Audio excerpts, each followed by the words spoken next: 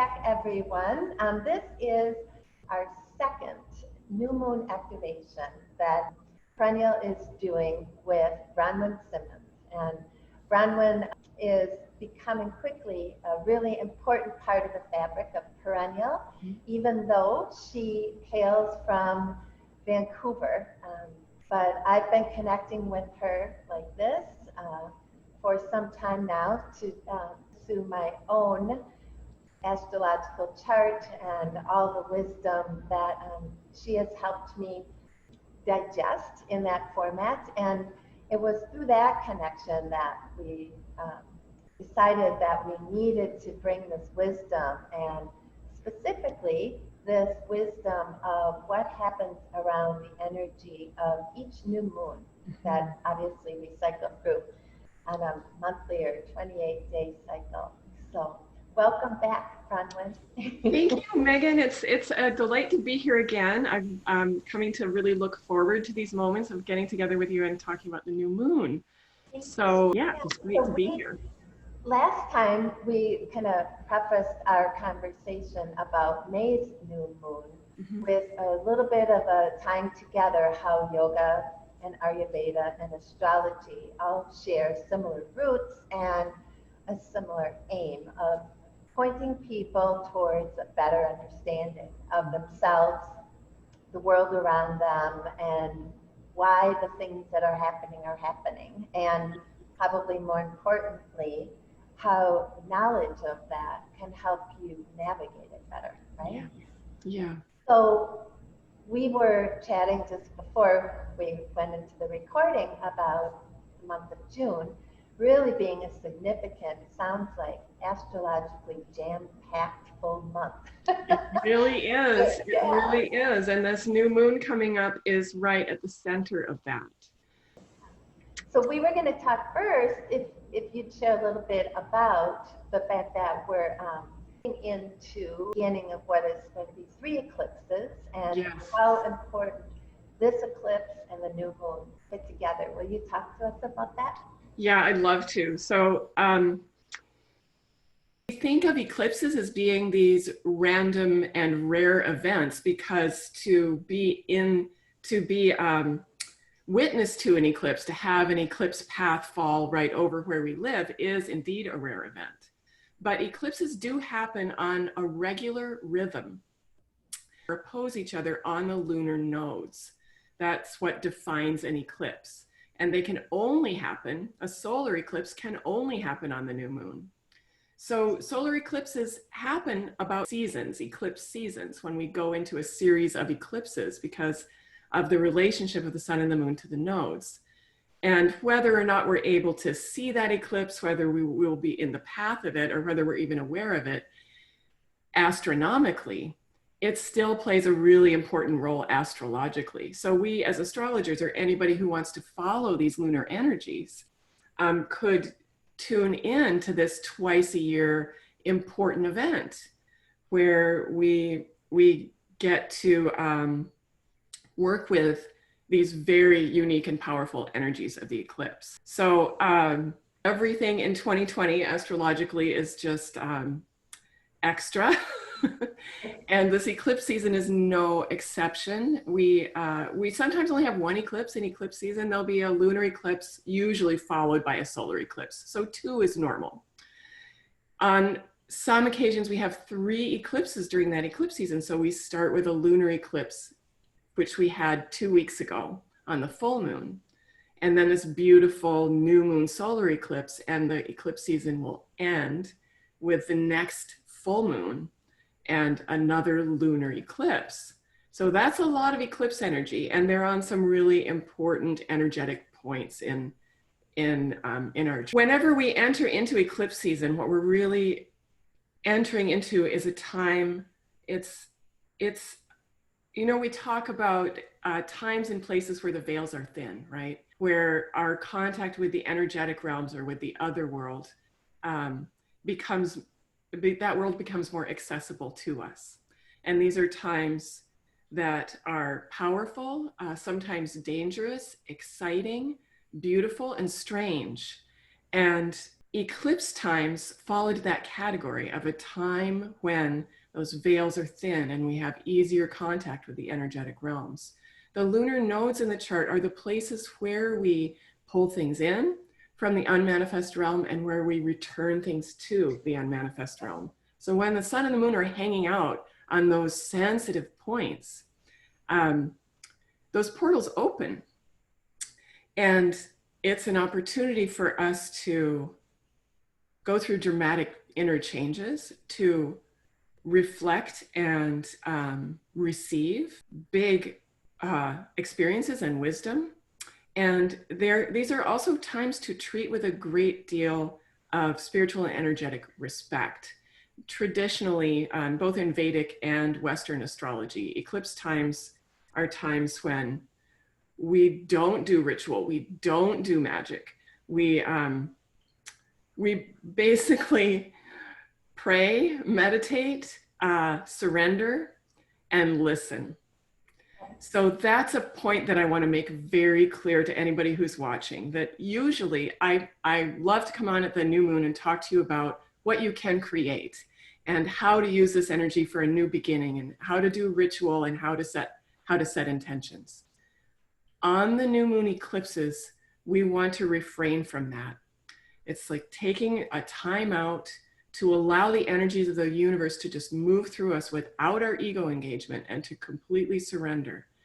It's a big and powerful time, and it's way bigger than our ego concerns. And if we start to get in there and try to do some intention setting or try to do ritual to create something, we can unintentionally make life a little more difficult for ourselves energetically.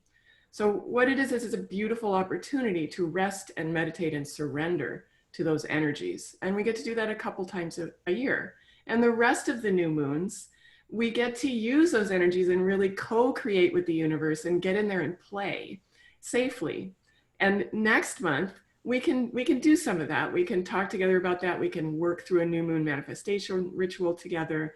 But this month, we want to honor that opening of the eclipse portal and stay quiet and see what's available to us from these really intense energies.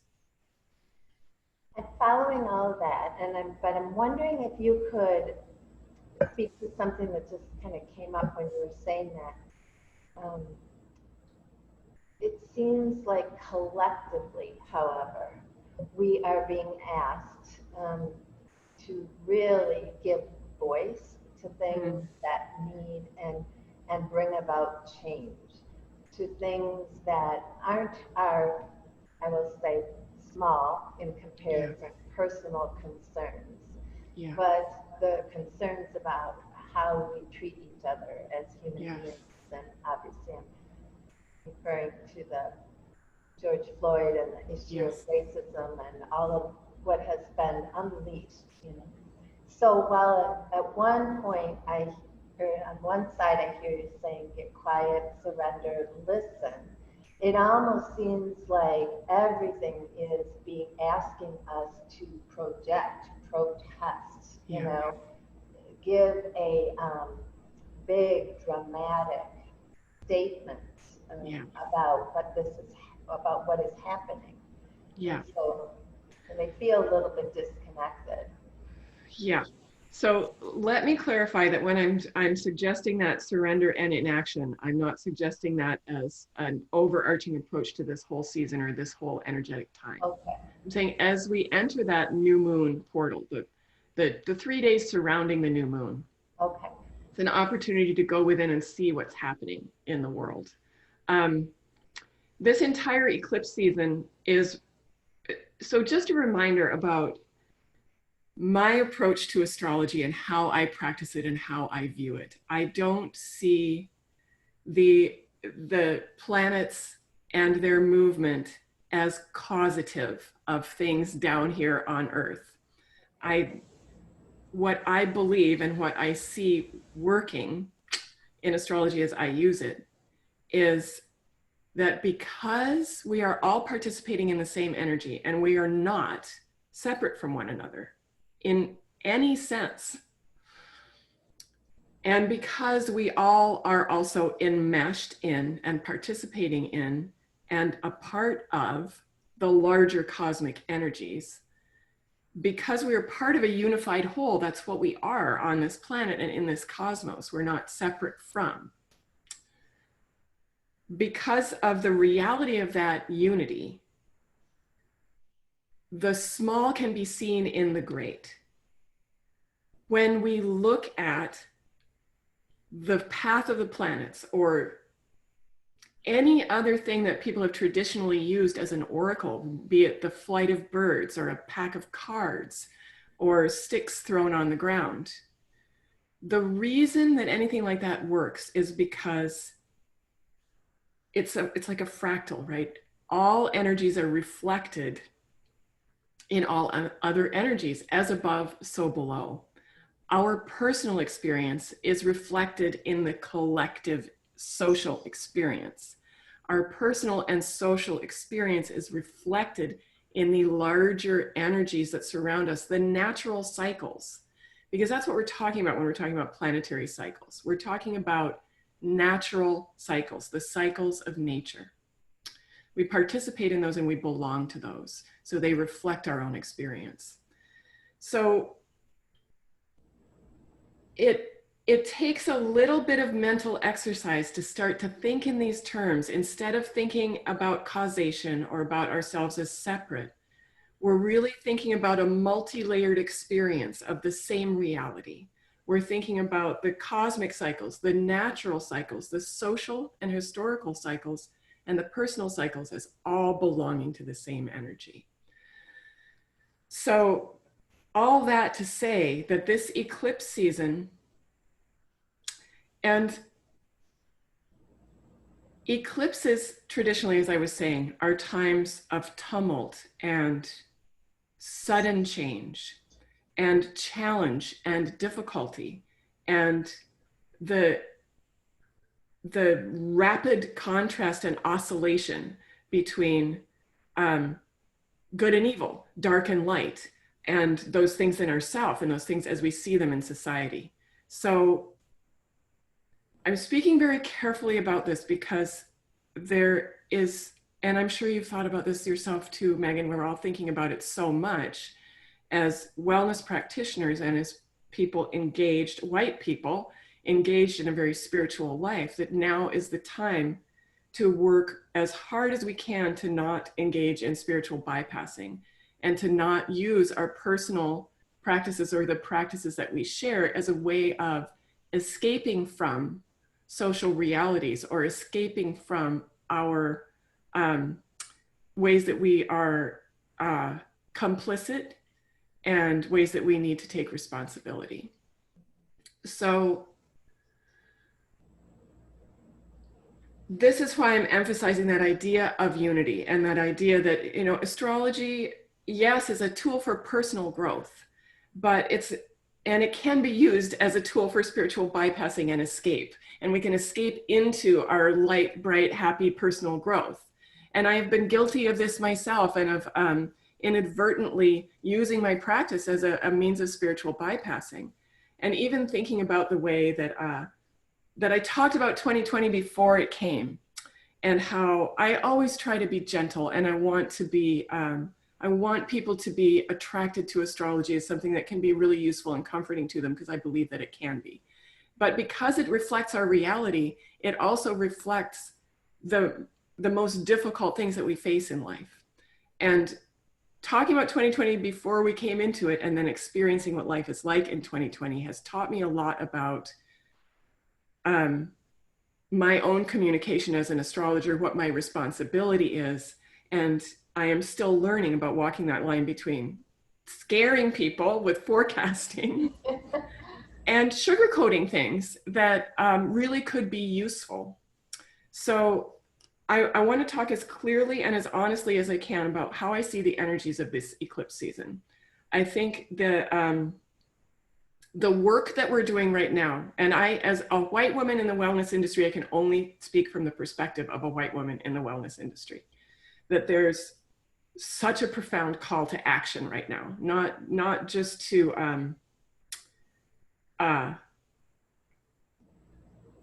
sharing or raising consciousness, that's one thing. Educating ourselves, that's one thing. But we need to take that step into action.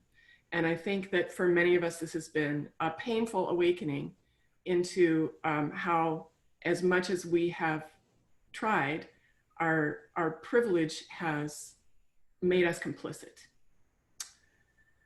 and allows us to escape from social realities that Black people and people of color cannot escape from. And that it's our duty and our responsibility at this point to not escape anymore.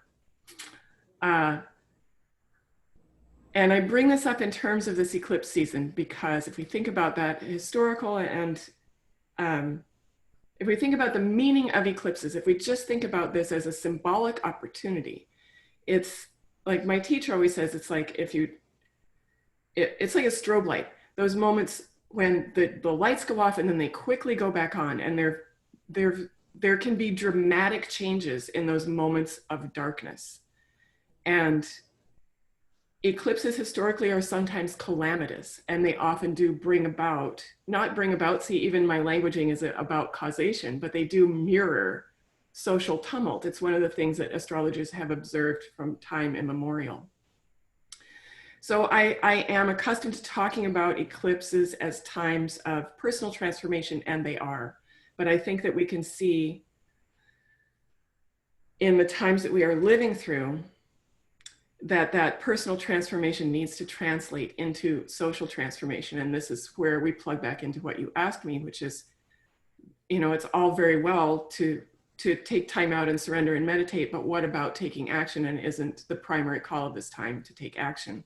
I think the primary call of the whole year of 2020, and we talked about some of this astrology last time, is to take action inwardly and outwardly, to rebuild our structures inwardly and outwardly, and to expect that there will be a rapid destructuring. This is what Saturn Pluto brings, rapid destructuring. We're seeing it in our health and our health systems. We're seeing it in our government, and we're seeing it now, especially in the United States. I'm in Canada, and we have huge problems with racism and with police brutality here as well. And it just isn't as much in the public eye in this moment. So we are very engaged with what's happening with you all in the United States. And I lost my thread. Well, I think just one thing that I'm really resonating with it all, but that idea of a strobe light. What I keep coming back to is the day before George Floyd was murdered. Yeah. All of what is true that we have had a strobe light, yes, light on, was true then. Yeah. And now our awareness is heightened about it, and the tendency and as what the human mind wants us to do is to quickly put things back into boxes. Yes. Put them back into neat and orderly ways that probably weren't even working for us, but they're what we know. Yeah. And it feels like the season that we're in, which I'm going to say for me, and I think for lots of people, is 2020. Pretty much. Yeah. It's just like this, we're not being allowed to put things back into a box. As soon as we start to try to do that, the lid comes flying off again. Yeah. And that's a good thing. It's a good thing. It doesn't feel like the way it was, but it's necessary. Yeah. And really, yoga is, the very first sutra, well, the second one is like to help us correct basically the misperception of the mind. And the number one misperception of our mind is that we are separate, that there's reality, that there's black and there's white, there's good and there's bad, there's, and so on and so forth. And so it just feels like taking a giant sip out of a giant fire hose. Yeah. Continually right now. And the invitation to pause and to be quiet for a period of time isn't, I mean, it could be spiritual bypassing, and I just want to go back to my happy place and, you know, where I can imagine that things are back to the way they were, you know, or that it'll all work out somewhere, sometime, someplace. Yeah. But I think more what this is an invitation to be quiet is to really go deeper in and look at Yes. all the fun, like right down to the core are some fundamental, you know, misperceptions that we've all just grown up with as white privileged people. Yeah. That you catch yourself every direction you turn, you catch yourself back in that misperceiving of how things are. Yeah, so we can use that moment of the lights going off to escape, or we can use that moment to reflect and learn. There's other really interesting, so where we can use astrology as a tool right now, where we can always use astrology as a tool, is to know when, because it's a timing tool, right? To know when our chosen actions will be most supported, or where we can best, because of the climate of the time, where we can best focus our resources. This is always the case for astrology. It's a timing tool. It allows us to understand how to best align with the greater energies so that we can have the most impact in whatever our chosen pursuits are. The overarching energy of 2020 is about rebuilding structures, and we're hearing everybody talk about that now, about how the previous normal wasn't working for anybody. And the whole concept of returning to normal is a terrible and privileged idea. It's just not going to work. This is an opportunity opening up, especially for those of us who have maybe been stepping back into that darkness and only engaging with the work when it was in front of us. It's an opportunity to make an ongoing commitment to structural change, and to move beyond, to get back to that analogy of the strobe light. There's something that I see in my fellow white people who are caring and liberal and engaged, is that there's a use of privilege where we kind of are on this hamster wheel of something surfaces in the news, and we go into this cycle of outrage and learning, and we perform on social media, and we read all the books, and then it drops off of the news cycle, and our commitment drops away. And all of us, I believe, all of us in positions of privilege have been guilty of climbing on that hamster wheel.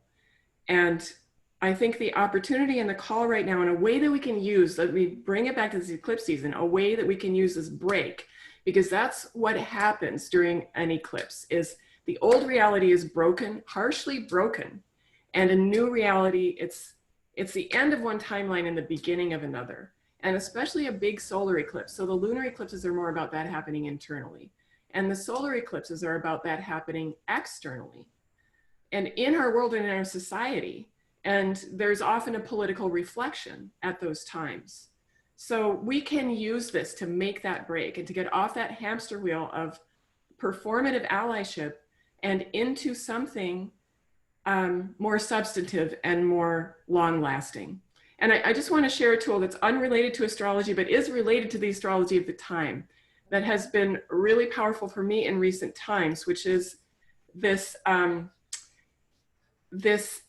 strategy developed by a woman named Barbara J. Love. It's called The Developing of a Liberatory Consciousness. And it's a 4-step process. And I think it's something we can link to it. And I think it's something that if you are feeling that I've described you, Mm-hmm. that you're a well-meaning white person, that you are doing your best to eclipse your participation and complicity in racism and violence, and in perpetuating this 400 some odd long year history of anti-Blackness. If you really want to change your complicity, this gives basically 4 simple steps to do that. And the first step is awareness, and that's the step where many of us get stuck. And that's, you know, the lights coming on, right? If we use the strobe light idea, it's the lights coming on, which every time there's another murder by the police of a Black man or a Black woman, the lights come on, the lights that have been shining in the faces of Black people all along for 400 years that they cannot escape from. The lights come on for us, well-meaning white people. And we say, oh no, the sky is falling, we must do something about this, how shocking this is. And that in itself is kind of an offensive thing to say, because it's not shocking at all. It's the reality. It's what's happening every day. Not always on camera, but it's happening every day. That's so awareness. Just because you know about it now. You know what I mean? Yeah. But that is the first step, to become aware. And for people that are just getting the picture with George Floyd, okay, welcome into awareness of this 400-year history of anti-Blackness and the murder of Black people. So awareness. And many of us jump right from step 1, awareness, to step 3, which is action. And we take uninformed action, and action that doesn't last. So Saturn in Capricorn, lasting structural change of Pluto in Capricorn, messed up dark structures, messed up social structures that are based on supremacy and violence. Saturn, Pluto, and Capricorn. It's an opportunity to make long-lasting structural change by taking action. But if we take uninformed, unanalyzed action, then we just fall back in to that, we're back on that hamster wheel. So, or trivial action, you know. Or trivial action, or look, I posted a black square, and then on with business as usual. So awareness should lead to analysis, and that analysis should be ongoing. And the analysis should start, and this is where, again, astrology serves us. Analysis should start with self, and with analysis of our own privilege and analysis of our own actions in the past, and then a process of learning. And here's the most important part, and this is what, like, take those 3 days of the new moon. Emotional assimilation. Because I think that stage of awareness, for those of us in positions of privilege, the profound horror and shame that we feel in the face of our own complicity can be overwhelming. And that's where we jump immediately into action. And it's not selfless action, because what we're trying to do is feel better. Yeah. We're trying to escape from that overwhelming shame and complicity, which is actually something that we need to sit with. Barbara J. Love, Developing a Liberatory Consciousness. Go look it up and buy the book. Okay. I'm happy to be able to share this, but it's this 4-step process that was innovated by Barbara J. Love, of awareness leading to analysis, leading to action, because then the action is informed. And again, not just intellectually informed, because we're all reading all the books now, right? Which is great. But I think the piece that I can speak to, because of the work that I do, which is all about slowing down enough to see what's truly happening in our emotions and in our spirits, and aligning that with the energetics in the world, taking the time to sit with those really, I mean, they're more than uncomfortable feelings. They're horrifying. They're horrifying. And we have had the privilege of being able to turn away from it, to shed tears, to not want to watch the video. And what we're really shedding tears for is our own shame and our own complicity. So I'm not suggesting that you sit in your own shame, And here's where we can go into the work of Brené Brown, who has taught us so much about working with shame and not letting us not letting it stop us. So all of that should be part of the analysis, not just the intellectual analysis and education of each other as white people, which is absolutely critical, but the personal analysis and self-honesty. And this is part of that lunar process that I am always advocating for, is that self-interrogation every month of where we are in our emotional and spiritual development. And if you think this isn't about your spiritual development, think again. This is absolutely primary about your spiritual development. Do you think you can do spiritual development separate from addressing violence in the culture and addressing white supremacy? No, not. Well, I think your spiritual development is fundamental to making any real and lasting change. Yeah. And I mean, it's like kind of like it's the basement, it's the foundation, and exactly. If that's based on a faulty foundation. Knowing your astrological chart and knowing the energies of the time can help you with that. Create a framework and a guideline for doing that difficult work of self-interrogation. And you know, as we work together over the coming year, you'll see how these lunar cycles, it's not just a plaything, it's not just a fun thing. It's all of that too, but it really is a tool for self-development and an elegant self-development process.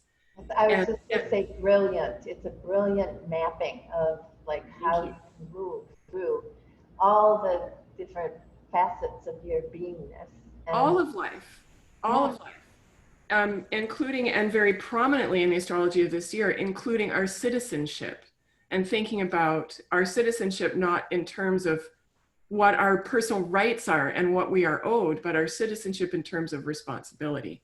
So I just want to finish out those 4 steps of the liberatory consciousness. So we start with awareness, which is where many of us well-meaning white liberal people get stuck.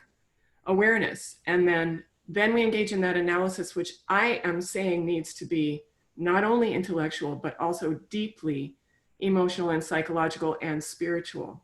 And then we move from that into informed action. And then, and only then, can we move on to accountability and allyship. Because uninformed or performative allyship is just, that's all it is performance. So I love those 4 A's, right? Awareness, analysis, action, and accountability allyship, or accountable allyship. Whew.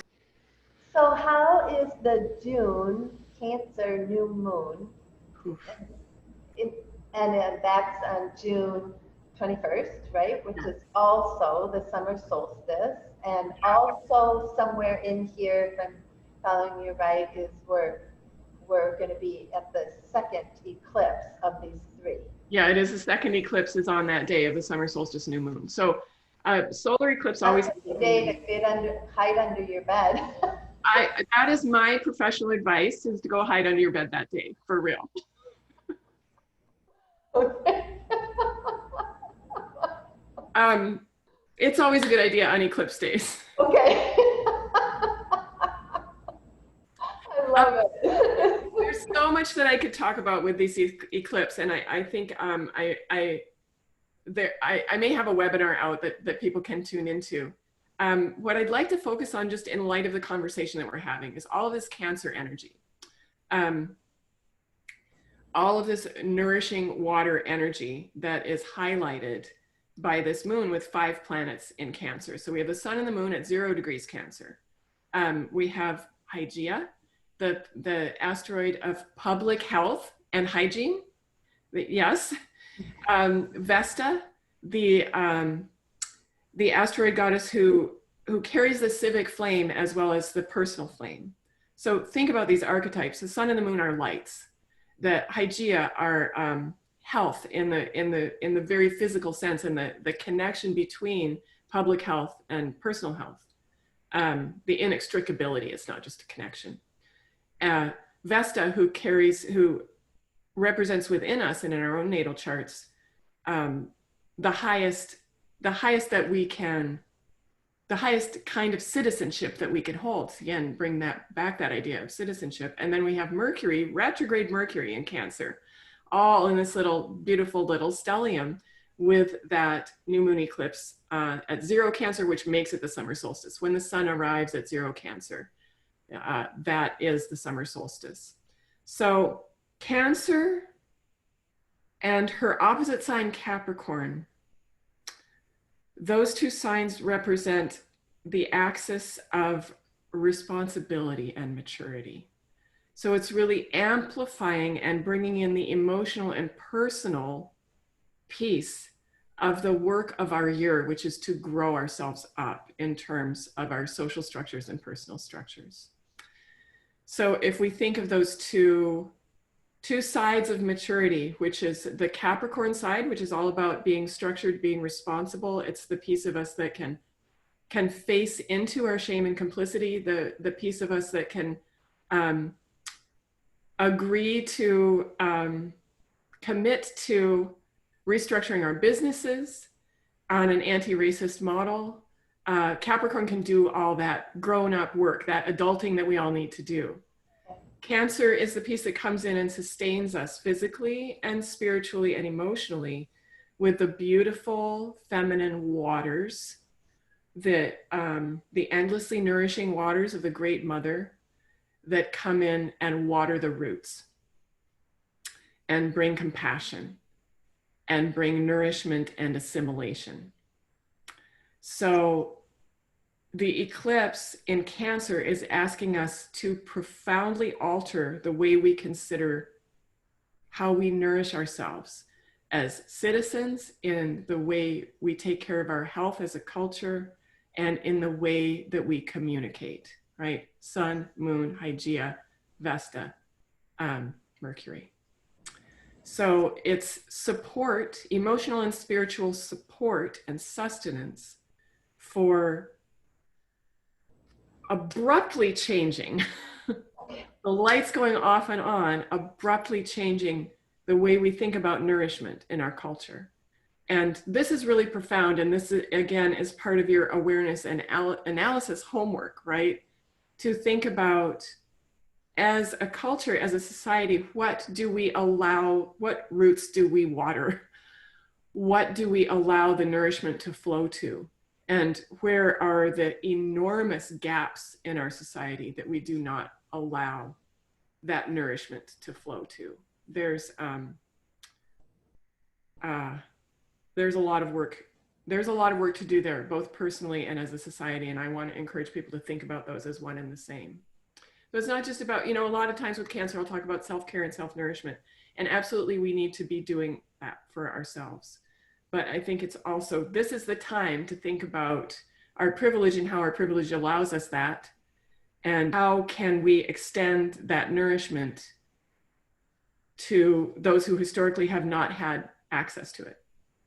So that's another thing to think about with this. There's another. It also seems like if we're one body, and I don't mean just physical body, but one self, capital S self, that really there is no my nourishment, your nourishment. Exactly. Like what I do to myself, I'm doing to you, and vice versa, positively and negatively. This idea that we cannot, sit on our island and of self-care and watch other people's lives be, really devastated by the situations that they're being forced to live in, and feel like there's some safety in our space, in our island, or like this is not going to end well if we continue with that mindset. So it's not ending well. What we're looking at is the end of that structure, and we can see that it's not ending well. Yeah. And is there anything from an astrological perspective that you could see about why, like, it seems like those two, it's kind of like the crescendo, hopefully, like the people who are really clinging to that idea, like, well, we're going to maintain law and order or the way it's always been, cling to the idea that these systems are the dominating right ones in our society, and we need to uphold those, you know. Versus, it's like sort of like this contrast between the people feeling that way and the people going, I don't know what to think anymore, but I know what we're doing isn't working. And Yeah. they're kind of in this abyss or readiness, at least, for. I think abyss is a really good word for it. And to bring it back to that main hallmark of 2020, which is the Saturn-Pluto conjunction, I think this is where, it's a really interesting question, Megan, because I think this is where history and astrological history can inform us. So this is a 40-year-ish cycle that we're talking about with Saturn-Pluto. And if we look back even just within the 20th century, we're talking about the Great Depression, and we're talking about World War I, and we're talking about World War II, and we're talking about the AIDS epidemic. These were all Saturn-Pluto times.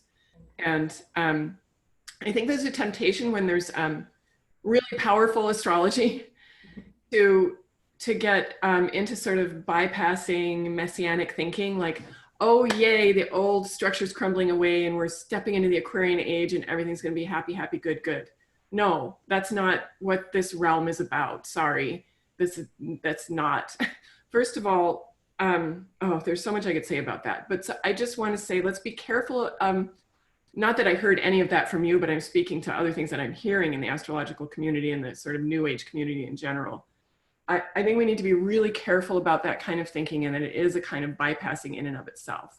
That yay, now everything's falling apart and we can rebuild the beautiful, perfect permaculture, happy, happy spiritual life.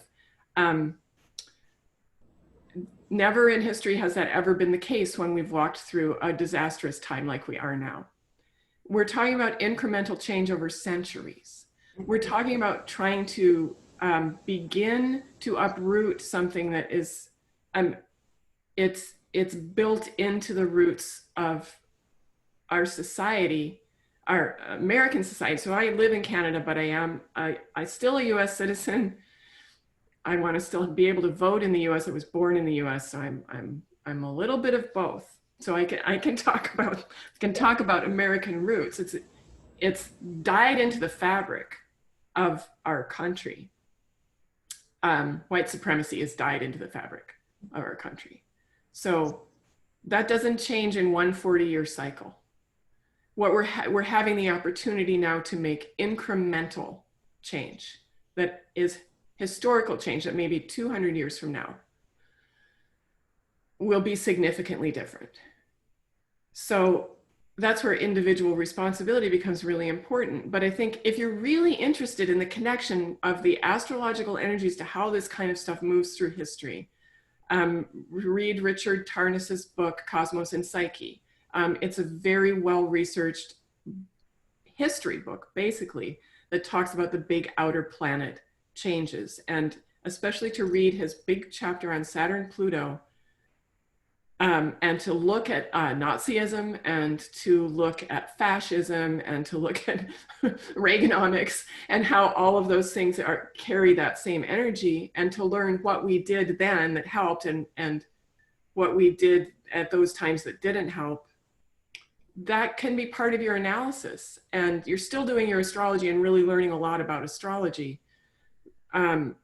But learning about how to move through those Saturn-Pluto times. History is the best indicator. So we are in hopeful times, but we are in terrible times. And the astrology is of hope and terror. And how we move through this individually is so critical and so important. And we can't just turn this over to this, oh, the planets in the sky are changing, and when everything moves into Aquarius, it'll be all. No, not unless you do the work. And even then it's incremental work, and your personal work is incremental, and your social work is incremental. So that the 21st, so here are my suggestions for the astrology of that day. And this is overwhelming. Like, this is a lot of what we've talked about is really big stuff. And it's always okay to bring it back to what you personally need just to take care of yourself. We're all deserving humans that deserve nourishment and safety. All of us. And Cancer Capricorn is all about that, rebuilding, nourishing and safe structures, and to bring it back to that granular level of each of us. We can serve best when we are nourished. So to contemplate what is it that we're feeding ourselves? How can we counteract the malefic influences that are coming at us? What the question for self-contemplation that I always bring at those eclipses is for us to simply ask, what is being eclipsed? And we can think of that in societal terms and in personal terms. And we can think about what would we like to be eclipsed within ourselves? And we can sit with it and do that work of self-analysis. And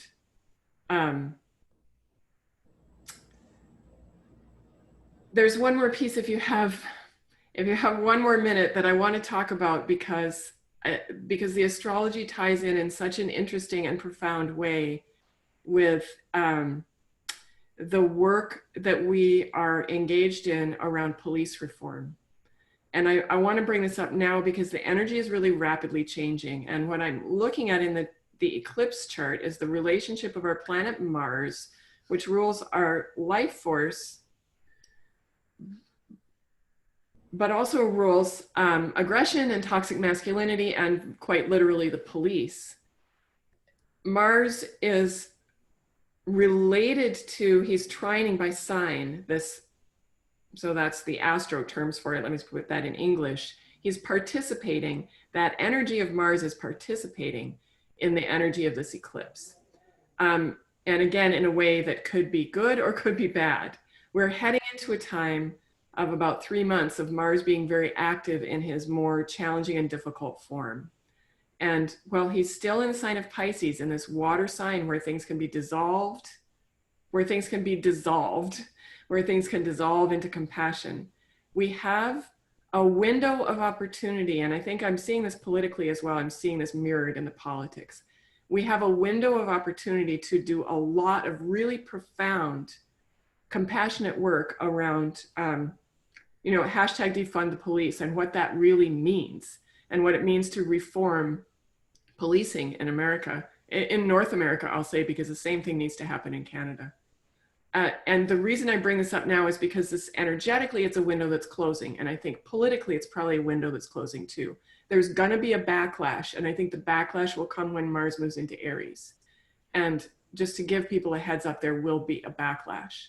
So and to do the work backlash, what do you mean by that? So as an astrologer, again, I don't want to instill fear in people, but we think, let's think about this within ourselves and as symbolically.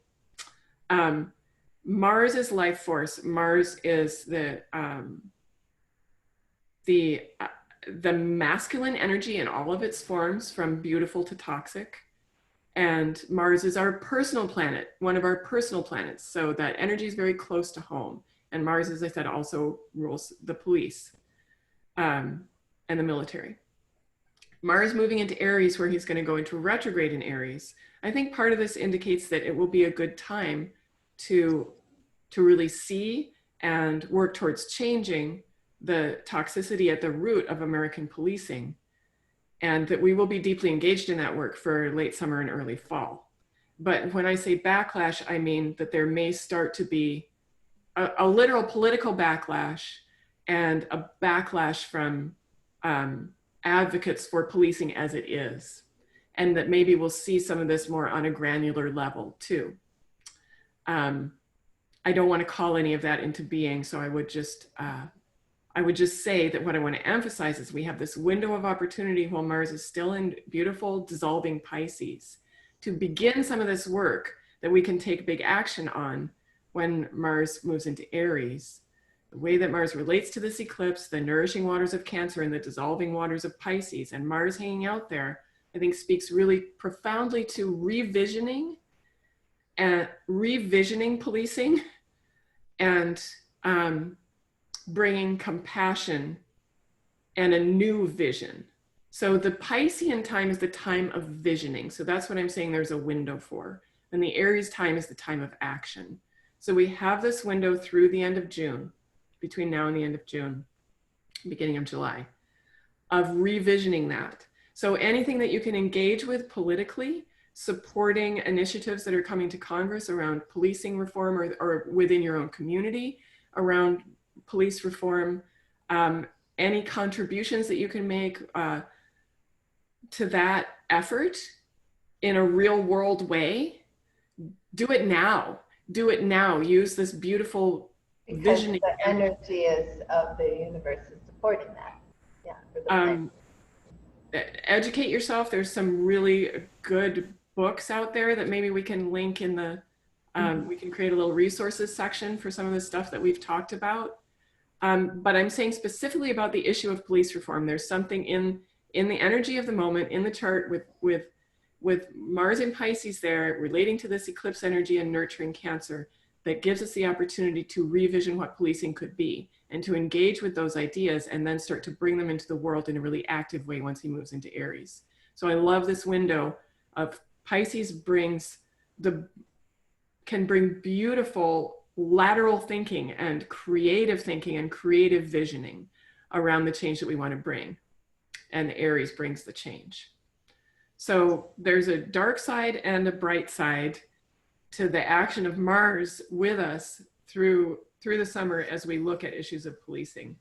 And I did want to bring that up because I want everybody to be actively working on helping those who have the structural access and the education and the ability to reform the police and to add to that effort in whatever way you can to help those visions come to be. We have great energetic support for that right now. And thinking about it again, bringing it back to yourself and, what are your knee-jerk reactions to that idea of defund the police? And does that scare you? And interrogate that Mars within you. What makes you feel safe? What makes you feel safe? And have you completely removed racism from those knee-jerk reactions about what makes you feel safe? That's something to think about with Mars in Pisces too. So during that 3-day under the bed eclipse vacation that you're taking, you've got lots of work to do, lots of things to think about. Yeah.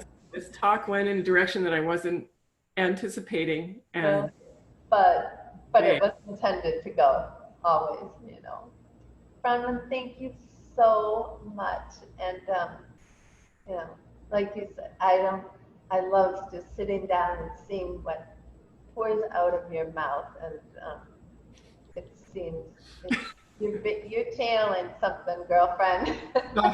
And we're all the recipients of it, and I'm so grateful for that. So thank you. Thanks, Megan, for creating the opportunity. Yeah. Really brilliant dialogue. Thank you. At least I hope it was. Stay my dear. I'll see you in July. Okay. Thank you, Megan. This is wonderful. Thank you. Have a beautiful month. Bye. Bye.